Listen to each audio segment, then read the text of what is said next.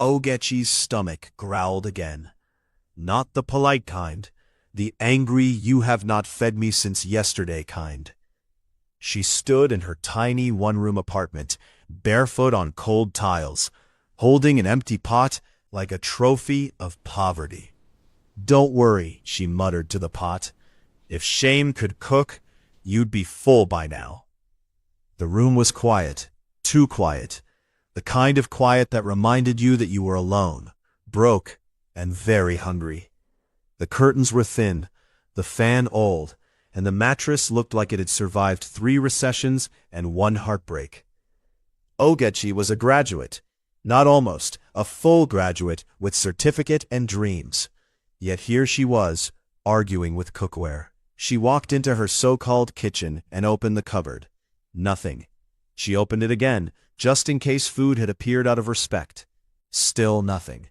Rice finished, beans finished, Indomie finished, she counted on her fingers. Then she sighed deeply. Even salt has relocated. Just as she bent down to check the pot one last time, because miracles sometimes hide at the bottom, her phone rang. Landlord. Her heart jumped to her throat.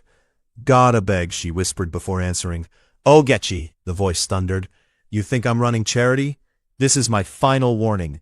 If I don't see my rent this week, carry your load and leave my house." She tried to speak. The line went dead. She stared at her phone, then at the pot, then back at the phone. Slowly, like a robot with low battery, she walked back to her bed and sat down, still holding the empty pot. Minutes passed. Her mind traveled everywhere. Her parents, job applications, rejection emails, unpaid bills, and her landlord's loud voice echoing like national anthem. She didn't even realize tears were rolling until one dropped inside the pot. "See," she sniffed, "even the pot is crying with me." Taking a shaky breath, she picked up her phone. "I will beg him again," she said, nodding to herself. "Begging has no expiration date." She typed carefully, pouring her soul into the message. "Good evening, sir. Please, I'm begging you. I'm a graduate still searching for a job. Please give me small time. I will surely pay. Please don't throw me out. God will bless you." She reread it twice, then pressed send. A second later she glanced at the contact name. Her eyes widened, her blood froze, her soul left her body briefly and came back. This is not my landlord." She jumped up from the bed. "No, no, no." She checked again. "Unknown number." She screamed. "I have begged a stranger." She fell back on the bed dramatically. What kind of suffering is this? Even my shame is misbehaving. In a luxurious Nigerian interior that looked like it belonged in a magazine, Damilare Adeyemi stepped out of the bathroom, towel around his waist, water dripping from his hair. The room smelled like wealth and expensive cologne. Billionaire, CEO, tycoon, and currently tired of life. A new message. Unknown number. He frowned and read. Then he paused.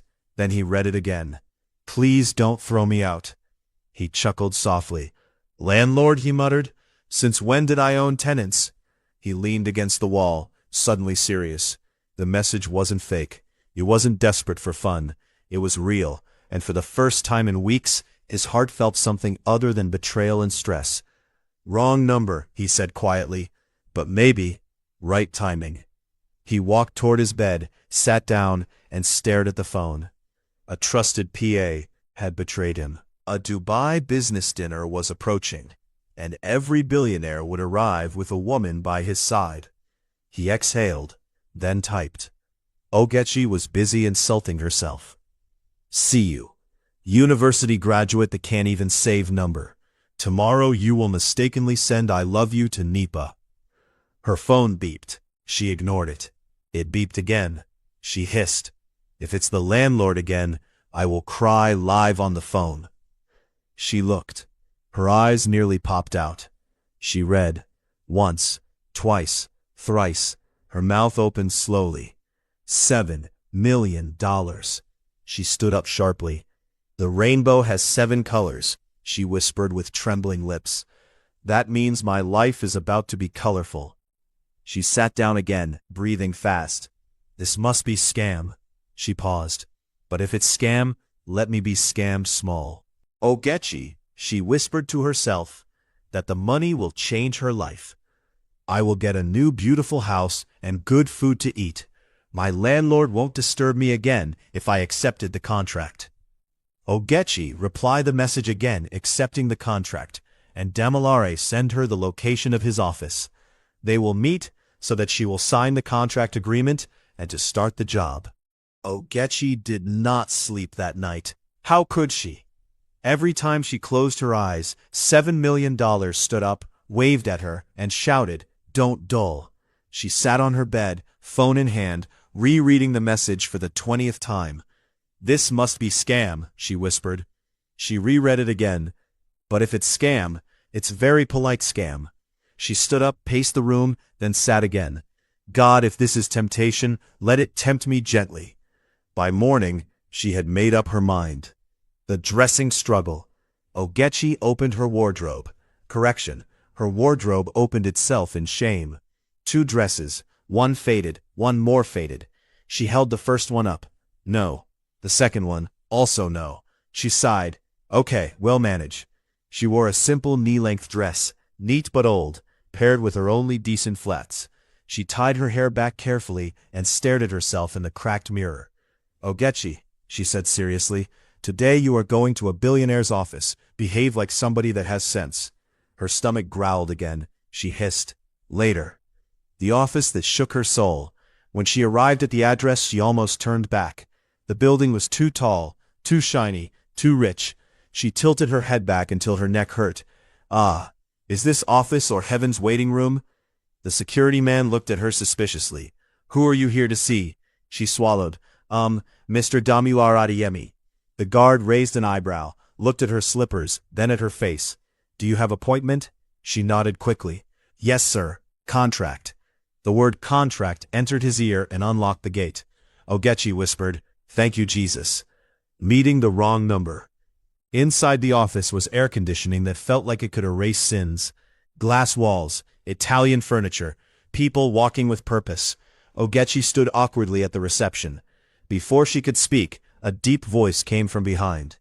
You must be the landlord message. She turned and froze. Tall, broad shoulders, expensive suit, face that looked like it had never begged anybody for anything. Her brain short-circuited. I'm Ogechi. Damilare smiled slightly. I know. Please, come in. She followed him into his office, like someone entering an exam hall she didn't prepare for. The contract talk. They sat. Ogechi sat straight, hands folded, knees together, breathing like she was counting oxygen. Damilare studied her calmly. So, he said, tell me, why did you think I was your landlord? She laughed nervously. Sir, hunger affects vision. He chuckled. Fair answer. He explained everything clearly. TA duties, public appearances, Dubai trip, fake fiancé clause. When he mentioned the money again, Ogechi blinked rapidly. Sir, she interrupted, please let me ask you something. Yes? Are you sure this is not prank? Because my village people are very active. Damilare laughed, actually laughed. I assure you, Miss Ogechi, this is very real. She exhaled dramatically. Okay, because my heart was doing press-ups. Signing away poverty. He slid the contract toward her. Ogechi read it carefully, slowly, like someone that had been betrayed by fine print before. She signed. The moment her pen left the paper, she whispered under her breath, Goodbye, suffering. Damilare heard her. What was that? Nothing, sir. I was greeting my past.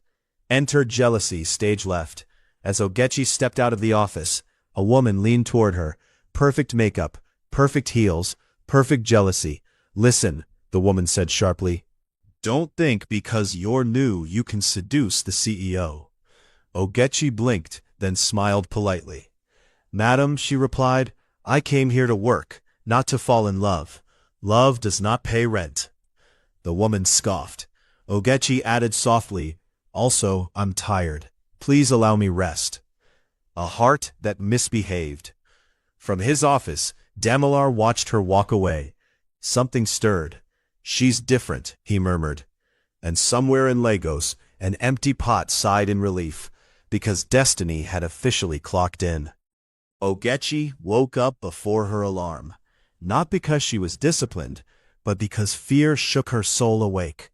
She sat up on her bed, staring into space. "First day of work in a billionaire's office," she whispered. "God, please, I don't want to embarrass my entire generation." Her stomach growled. She hissed, "You again? Today is not the day. Behave." Morning panic mode. She rushed around her room like a confused chicken. She ironed her dress, burnt it slightly. Jesus. She changed shoes 3 times. Too flat. Too old. Okay, this one won't disgrace me. Standing before the mirror in a neat office dress, she practiced smiling. "Good morning, sir."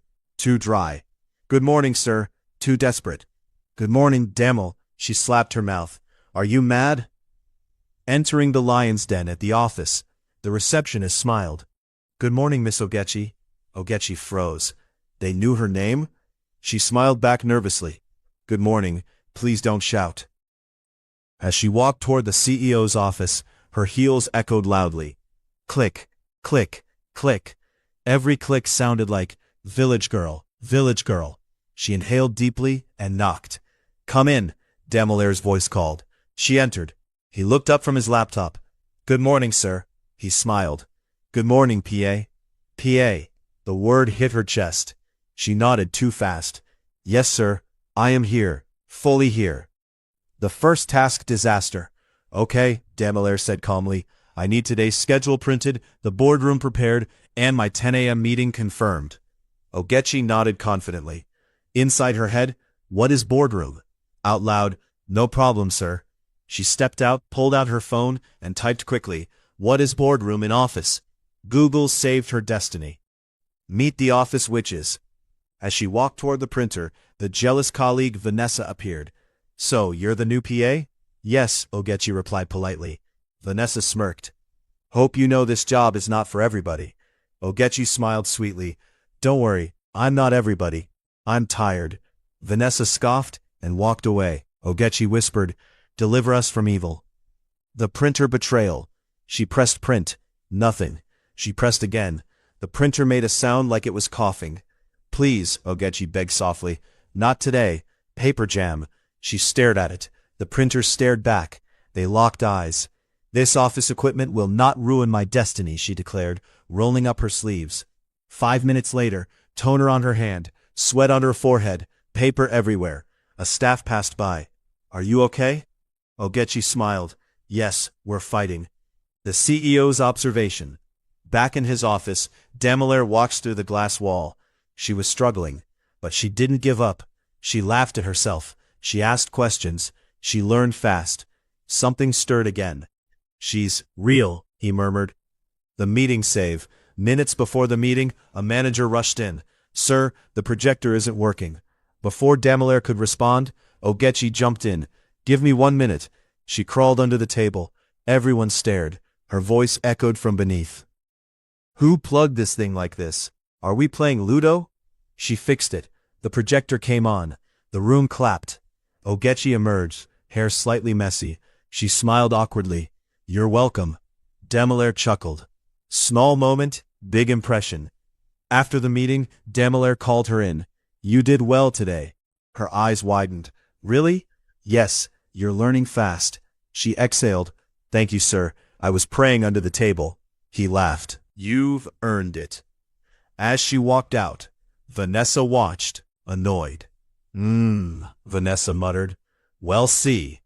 And somewhere between toner stains and courage, Ogechi realized this job might just change her life. The salary alert entered Ogechi's life like thunder.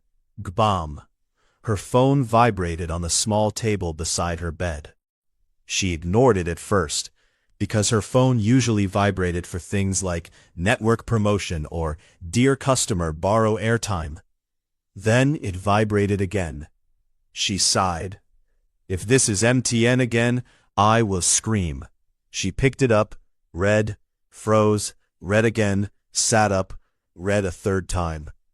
Her soul left her body, went on a short walk, and returned. Alert, credit, N. She screamed. Jesus! She jumped off the bed. My account is breathing. She stared at the phone with suspicion. Is this typo? Did the bank mistakenly press extra 0? She refreshed. Still there. She laughed, cried, spun around the room, then stopped suddenly. The landlord. Her smile faded, then returned, wider. Today we meet as equals, the call that changed power dynamics. She dialed the landlord's number slowly, calmly, like a rich woman. He picked up immediately. Ogechi. Good morning, sir, she cut in sweetly. How is your family? There was silence. Why are you greeting me like this? He asked suspiciously. I just wanted to check on you before I send your money. Send what? Rent. The man coughed. Which rent? The one you shouted about last week. Another silence. Then, Ogechi, my daughter, you didn't tell me you were trying. She smiled politely. I sent you money already. His voice softened. God bless you. You see, I was just trying to encourage you. She nodded, even though he couldn't see her. Yes, sir. Encouragement received. She ended the call and collapsed on her bed, laughing. Empty pot. Do you hear that? We've paid rent. The pot said nothing, but it felt proud. A new walk into the office. That morning, Ogechi entered the office differently, her back straight, her steps confident. Vanessa noticed immediately. Vanessa muttered. Why is she walking like owner? Ogechi greeted everyone cheerfully. Good morning, good morning, good morning. Someone whispered. She's happy today, she replied. Happiness is good for health. The CEO notices. Inside his office, Damelaire looked up as Ogechi walked in with files. Good morning, sir. He paused. Something was different. You're smiling like someone that won lottery. She hesitated. Sir, salary entered. He chuckled. That explains it. She grinned. Thank you for saving my destiny. He raised an eyebrow. Destiny is dramatic. You have no idea, sir. Jealousy strikes back. At the printer, Vanessa cornered her again. You're too comfortable for someone that just resumed. Ogechi smiled calmly. Madam, I paid my rent this morning. Comfort follows rent. Vanessa scoffed. Don't forget your place. Ogechi leaned closer, still smiling. My place is my job. I'm standing in it. Vanessa walked away angry. The data disaster. Midday chaos erupted. A staff ran in shouting, Sir, important files are missing. Damelaire's expression hardened. Ogechi's heart raced, but her brain kicked in. Sir, give me access to the logs. Vanessa laughed under her breath. PA thinks she's IT. Minutes later, Ogechi noticed something. These access times, she pointed, they're internal. Silence fell. Damelaire's jaw tightened. Call the security team. Vanessa's face paled. The turning point. After everything settled, Damelaire stood by the window. You saved the company today. Ogechi swallowed. I just paid attention. He turned to her. Not everyone does. Their eyes met. Something shifted. Vanessa watched from afar. Fists clenched. This girl, she muttered, will not last. But destiny had already signed its own contract. Ogechi found out she was going to Dubai the same way she found out most life-changing things lately. Unexpectedly and with small heart attack. Damelaire called her into his office that morning. Sit, he said. She sat. Relax, he added. She became more tense. He slid a file across the desk. Dubai Business Summit, 2 weeks from now. She nodded. Okay, sir. You'll be coming with me. She nodded again. All right, sir. He paused. As my fiancé. Her nod stopped mid-air. Sir? He cleared his throat. Fake fiancé. For public appearances. Silence. Then, Sir, Ogechi said slowly, is this where I say yes before or after my village people wake up? Damelaire laughed. You'll be fine. She exhaled. Okay, but if my ancestors ask questions, I'll send them to you. The training started immediately. Rule number 1. Public affection, controlled. Hold my hand, Damelaire instructed. Ogechi stared at his hand like it might bite her. Sir, this hand looks expensive. Just hold it. She did, lightly, like she was holding hot soup. No, he corrected, naturally. She adjusted interlocking fingers. Her heartbeat betrayed her. Why is my heart running? She whispered. What? He asked. Nothing, sir. Cardio. They practiced walking together. Slow down, Damilar said. I'm not running, she replied. You're speed walking. I'm from Lagos. This is survival pace. He laughed. Relax. Smile. She smiled too hard. Not like you're posing for passport. She sighed. This job is stressful. Then came shopping. The boutique doors opened like a movie scene. Ogechi stepped in and froze. Sir, is this where clothes live? Designer gowns, gold accents, mirrors that showed confidence she hadn't downloaded yet. The stylist smiled. What's your size? Ogechi panicked.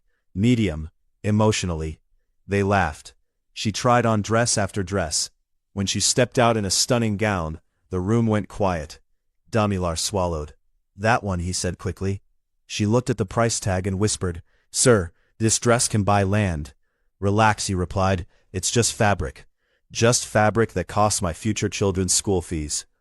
Back at the office, Vanessa almost choked when she saw the shopping bags. Dubai, she scoffed. As PA? Ogechi smiled innocently, plus fiancé. Vanessa laughed sharply. Don't forget it's fake. Ogechi nodded. Fake job, real paycheck. Vanessa stormed off. A consultant was brought in to teach Ogechi etiquette. Sit straight. She sat too straight. Relax. She slouched. No, balanced. She sighed. Sir, I need tutorial video. They practiced introductions. Smile softly, the consultant said. Ogechi smiled awkwardly. Less teeth. She reduced teeth. Less fear. She closed her eyes. Open them. Everyone laughed. One evening after practice, Damilar watched her quietly. You're doing well, he said. She shrugged. I'm just trying not to disgrace you internationally. He smiled. You won't. Their eyes met. The air changed. She cleared her throat quickly. Sir, should I practice saying I love you? He paused. Not yet. Her heart misbehaved again. As the days passed, Ogechi changed. New clothes, new confidence, same humor. But something else was growing. Something that wasn't in the contract. And far away, destiny rubbed its hands together and smiled. Ogechi had never been inside an airport that didn't smell like stress and groundnuts. This one smelled like money. As soon as they entered the VIP terminal, she slowed her steps, her eyes darting left and right, like she was afraid someone would shout, Madam, go back, this place is not for your level. Damilar noticed and leaned closer. Relax, you're not stealing anything.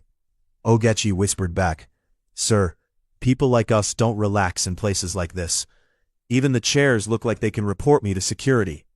Damilar chuckled. Just breathe. Remember, fiancé. She inhaled sharply, then exhaled. Okay, I am breathing billionaire oxygen. Inside the plane, the flight attendant smiled warmly. Welcome aboard, sir. Welcome, ma'am. Ogechi froze. Ma'am? Is she talking to me? She pointed to herself. Me? The attendant nodded politely. Ogechi leaned to Damilar. Sir, why is she greeting me like I own the plane? Damilar replied calmly. Because in this flight you do. She gasped. Jesus, my ancestors have upgraded. When they reached their seats, Ogechi stared at the wide leather chair like it might bite. She sat cautiously, then bounced a little. This chair is softer than my mattress. Should I kneel before sitting? Damilar burst out laughing. Ogechi, please, sit normally. She pressed a button accidentally, and the chair reclined fully. Ah, she screamed. Sir, the chair is running away from me. Passengers turned. Damilar tried not to laugh as he helped her upright. Don't worry, he whispered. It's obedient, just like you. She hissed. This chair wants to disgrace me internationally. The attendant handed Ogechi the menu. She flipped it once, twice, thrice. She leaned closer to Damilar. Sir, are these prices or phone numbers? They're dishes. She squinted. What is truffle risotto, and why does it sound like a bank manager? Damilar smiled. Order anything. Ogechi swallowed. Anything? Yes, she closed the menu gently. Please bring me what rich people eat when they are not angry. When the plane landed in Dubai, Ogechi pressed her face against the window. Is this heaven, or did Nigeria update overnight? Tall buildings glittered like they were competing for attention. At immigration, Ogechi whispered, If they ask me why I'm here, should I say love or money? Damilar replied without missing a beat, Say business. She nodded. Business, love. The hotel doors opened automatically. Ogechi jumped. Did you see that? The building greeted us first. Inside, Marble floors gleamed. Chandeliers sparkled like stars. Ogechi whispered, "Sir, even my village king has never entered a place like this." At the reception desk, the staff bowed slightly. "Welcome, Mr. Adebayo, and fiancé." Ogechi's knees almost gave way. "Fiancé." They entered the elevator. Ogechi pressed the wrong button and the doors closed immediately. She screamed softly, "Sir, I think I locked us in." Damilar laughed. "Relax. It's an elevator, not a coffin." When they reached the suite floor, a staff member handed Ogechi her keycard. She stared at it like a sacred object. "This small thing opens a room bigger than my whole apartment?" "Yes." She nodded solemnly. "I will not lose it, even if I lose myself." Inside her room, Ogechi dropped her bags and slowly sat on the bed. Then she lay down. Then she bounced. Then she screamed into a pillow. "This bed is not for sleeping," she whispered. "It is for forgiving enemies." She walked into the bathroom, saw the bathtub, and gasped. "Is this for swimming or bathing?" She looked at herself in the mirror, touching her face. "So this is how rich people live." Her phone buzzed. "Damilare, rest well. Tomorrow will be busy." She typed, deleted, typed again. "Ogechi." "Thank you, sir. I will try not to disgrace you internationally," he replied almost instantly. "Damilare, you're doing fine." She smiled at the screen, hugging the pillow. Outside, Dubai glittered. Inside, Ogechi's heart fluttered. She didn't know it yet, but the flight had already landed her into more than luxury. She had landed into destiny. If nerves were money, Ogechi would have paid off Nigeria's debt that evening. She stood in her hotel room, staring at herself in the mirror, wearing a dress that looked like it had personally offended gravity. "God," she whispered, adjusting the straps, "if this dress disgraces me, remember I am your child." A knock sounded. "Ogechi!" Damilare's voice came through the door, calm as always. "We're leaving in 10 minutes. She panicked. "Sir, 10 minutes is not enough for this kind of beauty pressure." When Ogechi finally stepped out of her room and into the hallway, Damilare turned and forgot how to breathe. The dress hugged her like it had been designed after several committee meetings. Her skin glowed. Her hair fell softly over her shoulders. Damilare blinked. Once. Twice. "Ogechi."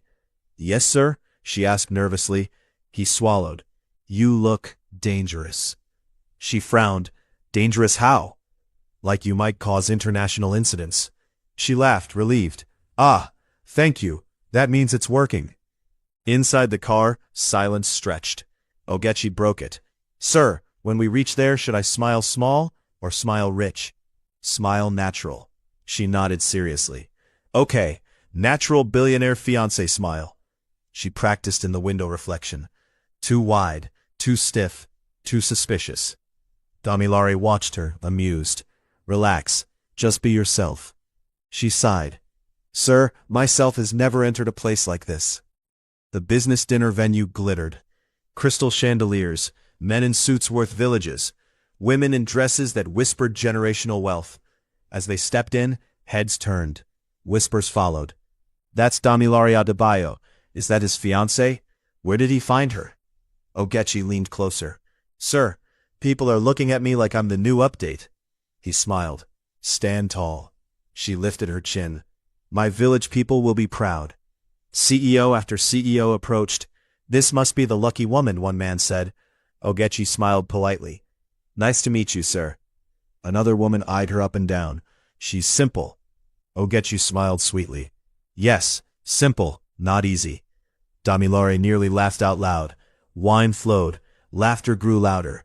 Ogechi took a sip, then another. She leaned closer to Damilare. "Sir, this drink is not smiling with me." He whispered, "Slow down." She nodded. "I am slow. I am just walking fast." Later, during dinner, Ogechi laughed too hard at one of his jokes and accidentally placed her hand on his thigh. They both froze. She whispered urgently, "Sir, emergency, I have lost my hand." He leaned in, voice low, "Don't move." Her heart raced. "If I die here, tell my landlord I tried." Music softened. A slow tune filled the hall. A host announced, "Couples may take the floor." Damilare stood. "Shall we?" Ogechi's eyes widened. Now, in front of ancestors and billionaires? He extended his hand. She took it.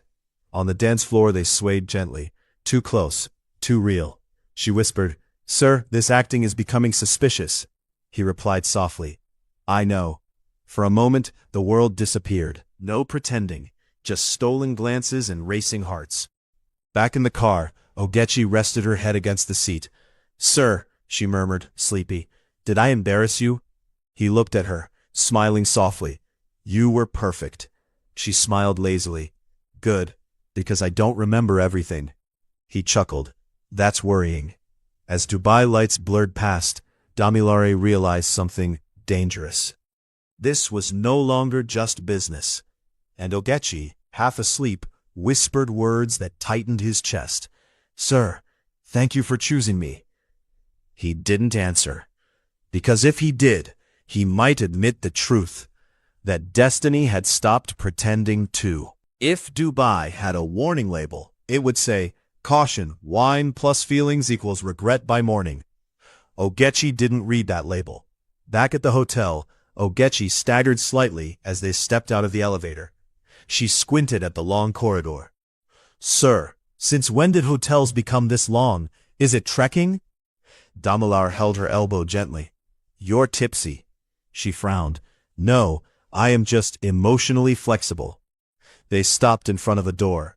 Ogechi nodded confidently. "Yes, this is my room." Damilare checked the keycard. "Ogechi, this is my room." She blinked. Once. Twice. "Are you sure?" "Yes," she smiled sweetly. "Okay, then I will just escort you inside." Inside the lights came on. Same luxury. Same soft bed. Same suspicious comfort. Ogechi looked around. Your room looks exactly like my room." Damilare sighed. "It's the same floor." She nodded seriously. "That means we are neighbors. Good community." She removed her heels dramatically and sighed in relief. "These shoes were trying to kill me." She sat on the bed, then leaned back, then lay down fully. Damilare froze. "Ogechi, you should go to your room." She waved lazily. "I will go now." She didn't move. Silence fell. Then Ogechi spoke softly, staring at the ceiling.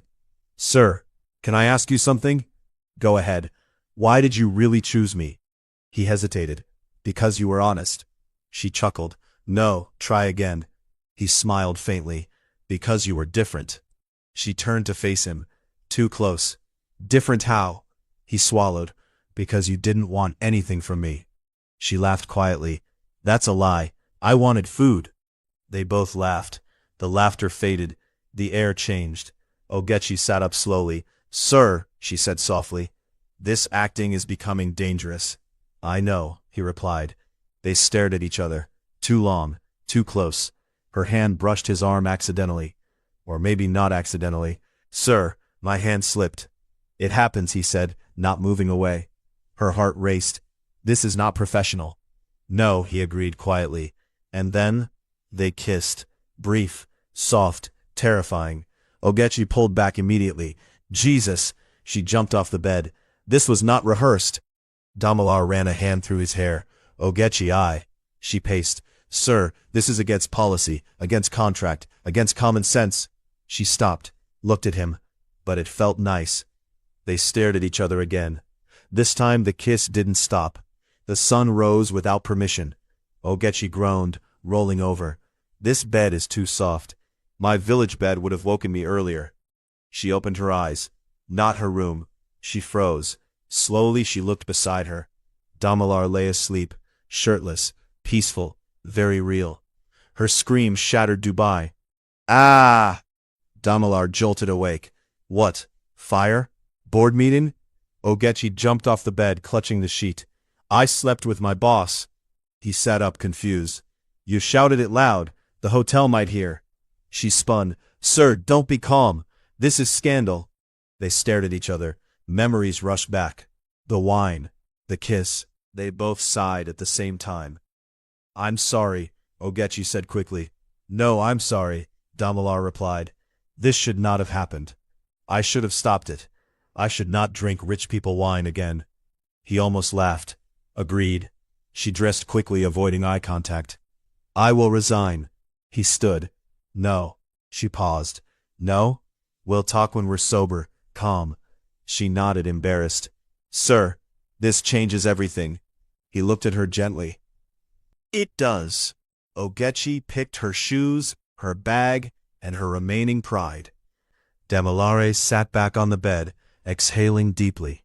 Across the hallway, Ogechi leaned against her own door, heart pounding. This was supposed to be fake, she whispered. But destiny, it seemed, had ignored the contract. The plane touched down in Lagos, and the humid air slapped Ogechi awake before her alarm could.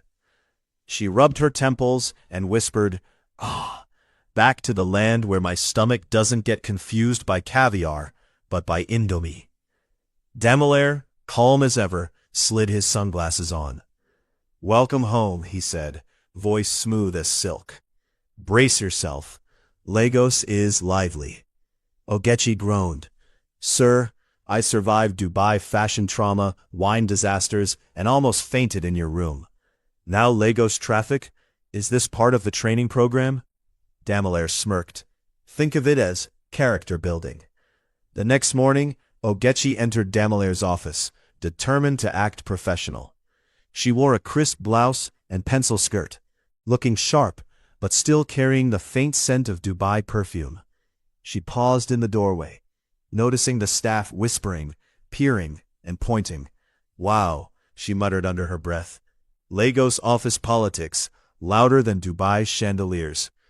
Damilare, seated at the corner of the office, saw her and raised an eyebrow. "Good morning, Ogechi. Did you sleep well?" She froze. "Sir, good morning, and yes, sleep was educational." He chuckled lightly. "I see. Educational?" She held up a finger like she was about to explain quantum physics. "Yes, and I promise I will only apply those lessons to office work. Mostly." The next challenge came sooner than she expected. Damilare's PA noticed suspicious activity in the office system. Someone was manipulating confidential files. Damilare frowned. "We need to find out who's betraying us, but carefully, no jumping to conclusions." Ogechi straightened. "Sir, this sounds like detective work. Can I wear a hat and hold a magnifying glass?" He raised an eyebrow. "You might scare them off before you catch them." She laughed. "Fair point. Then I'll use my eyes and brain. Both expensive tools." Ogechi moved stealthily around the office, pretending to sort papers, but really watching screens, listening to whispers, and noting odd behavior. One staff member, sweating like he'd just run a marathon, avoided eye contact. Ogechi leaned over and whispered, "Sir, I think this person just stole candy from a baby." Damilare appeared behind her. "He's trying to access confidential data." Ogechi tilted her head. "Exactly, and my intuition says he deserves a polite Nigerian lecture." Ogechi called the culprit into her small office. He sat, looking like a lost goat. "Sir," Ogechi began seriously, "this is serious. You don't steal from Damilare Adebayo's office and think it will fly." He stammered. "Aye. Save it," she interrupted, pointing a finger dramatically. "Your actions have consequences. But lucky for you, I am smart and merciful." Damilare walked in at that moment. "Do you need assistance, Ogechi?" She smiled cheekily. "Sir, I think the truth has already scared him enough. I'm just supervising justice." The culprit confessed immediately. Ogechi raised her hands triumphantly. Damilare smiled, clearly impressed. "You've just saved my company." She grinned. "Sir, I guess I'm not just a pretty face with Dubai perfume." After the confrontation, Damilare and Ogechi walked to the balcony overlooking Lagos. "Sir," she said, "today I realize that trust is like Lagos traffic. Hard to navigate, but if you follow the rules, you survive." He laughed. "And if you bend the rules?" She smirked, leaning closer. "Then you get drama, and maybe a promotion." Damilare chuckled. "I think you already earned one." In courage, honesty, and trouble management, Ogechi laughed softly, feeling a warm glow inside. Between the chaos, the betrayal, and the comedy of the day, she realized something. She had finally earned his trust, and maybe, just maybe, he had started to trust her heart too. As the office settled, Ogechi checked her phone and whispered to herself. Dubai, wine, wrong hotel room, Lagos, stolen files, trust. Who knew life could be so dramatic? Damilare appeared beside her. And funny, she laughed, leaning lightly on his shoulder. Yes, very funny. But don't worry, I'm not done surprising you. He looked at her, heart quietly skipping. Somehow her humor, honesty, and audacity were changing everything. Ogechi sat at her small dining table in her apartment, though now, small felt relative. She had been surviving on instant noodles, street food, and her wit for years. Today, however, her mind wasn't on food. It was on a strange feeling. She had been feeling off for a week, tired, queasy, overly emotional, like she was auditioning for a telenovela. She blinked at the pregnancy test in her hand and waited. 1 line, 2 lines. Her eyes widened. I am pregnant, she whispered, voice shaking. Her cat, who had been watching her dramatically from the corner, blinked. Ogechi shook her head. Even you are judging me. She didn't waste time. She dialed Damilare immediately. Sir, you better be sitting, she said before he could greet. Is this an emergency? Damilare's calm, deep voice came from the phone. Ogechi gasped, almost dropping the phone. Emergency? Sir, I'm pregnant. There was a pause. Then, pregnant? His voice was low, controlled, but there was a catch of excitement. Yes, she squealed. I counted everything. This is real. This is happening. Damilare laughed, a deep, warm, slightly nervous laugh. Ogechi, you're not just pregnant, you've just made my heart explode. The next day at the office, Ogechi arrived looking pale, nervous, and slightly queasy, but with her trademark courage. She whispered to her desk neighbor, If I survive this day, Lagos traffic, Vanessa, and boardroom politics, I survive everything. Damilare approached her calmly. Ogechi, he began, voice soft, can we talk? She nodded nervously, following him to his office. He turned to her, taking both her hands in his. I've realized something, he said seriously. You've changed everything in my life. Not just with courage, intelligence, or humor, but you've changed my heart. Ogechi blinked. Sir, you're making me nervous, and emotional, and queasy. He laughed. That too, but more importantly, he reached into his pocket and pulled out a small velvet box. Her eyes widened. Sir, is that? He opened it. A sparkling ring glinted in the office lights. Ogechi Chika, he said, kneeling slightly, I want to spend every chaotic, funny, dramatic day of my life with you. Will you marry me? Ogechi gasped, dropping her hands over her mouth. Are you serious? You, me, the girl who sent a wrong text and accidentally became your PA, fake fiancé, and now real-life chaos? Damilare smiled, gently lifting her hands. Exactly that girl, only that girl. She laughed through tears, wobbling slightly. Sir, this is insane, dramatic, funny, perfect. He grinned. So, yes? Yes, she squealed, hugging him tightly. Yes, yes, 1,000 times yes. Word spread quickly. Staff cheered. Vanessa, seeing her plan to sabotage fail, huffed in defeat. Ogechi whispered to Damilare, Sir, they are all staring. He winked. Let them. You've earned it. Ogechi leaned her head on his shoulder. Sir, I can't wait to see our baby. Damilare kissed her forehead. And I can't wait to see the mother of my child. In a sunlit Lagos apartment, Ogechi rested on a plush sofa, a small baby bump visible beneath a soft dress. Damilare sat beside her, holding her hand, and softly humming a tune she couldn't identify, but loved. I never thought a wrong text, a wine-fueled Dubai night, and a jealous Vanessa would lead to this, she said, laughing. Damilare kissed her temple. Me neither. But life, my love, life has a funny way of writing its best stories. Ogechi grinned. And lucky for us, the wrong number was the right destiny. He laughed softly. Exactly. The right destiny. And as the sun set over Lagos, the billionaire and the girl from humble beginnings knew one thing for certain. Their love, trust, laughter, and family had just begun. Destiny can begin with a mistake. Sometimes what looks like an error is actually a doorway to purpose. Ogechi's wrong message became the right turning point in her life, teaching us that not all mistakes are failures. Some are redirections. Never underestimate yourself because of your circumstances. Poverty did not define Ogechi's worth or intelligence. Though she had no job and no food, her courage, honesty, and sharp mind proved that greatness can rise from the humblest beginnings. Character matters more than status. Demolaire fell in love not because of beauty alone, but because of Ogechi's integrity, humor, loyalty, and strength. True love and trust are built on character, not wealth or position. Trust is earned through truth and action.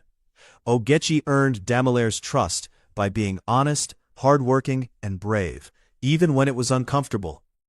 Trust grows when actions consistently match words. Jealousy destroys, but hard work elevates. While jealousy consumed others, Ogechi focused on doing her job well. The story reminds us that jealousy only delays destiny, but diligence accelerates it. Love grows where respect exists. What began as a contract turned into genuine love because respect came first. Respect creates the foundation where real love can grow. Hope should never die, even in hard times. When Ogechi had nothing, no food, no money, and eviction staring her in the face, she still hoped. That hope became the seed of her miracle. Responsibility is the true measure of a man. Demolaire did not run from the pregnancy or the truth. He embraced responsibility with love and honor, showing that real wealth is found in accountability. Life can change in a single moment. Keep your heart honest, your intentions pure,